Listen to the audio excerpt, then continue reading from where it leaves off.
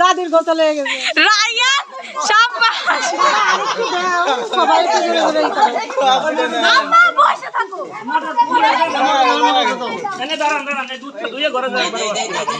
গোসল করাই নাই, এটা এটা আবার গ্রামবাসী এটা করছে।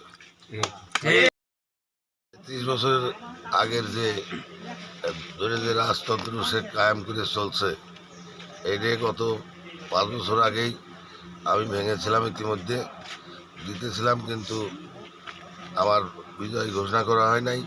কিন্তু এই পরবর্তী 5 বছরে এখন গতকালকের ভোটে আমি বিজয়ী হওয়ার পরে জনমনে যে সন্তোষ দেখা দিছে, মনে হচ্ছে যে তারা এতদিন বালিয়াকান্দি উপজেলায় জেলখানায় ছিল, এখন মুক্ত আকাশে ঘুরে বেড়াইতেছে। তার প্রমাণ সকাল থেকে আমার বাড়িতে হাজার হাজার লোকের আগমন। এবং কাকা যে দুধ দিয়ে গোসল করছে।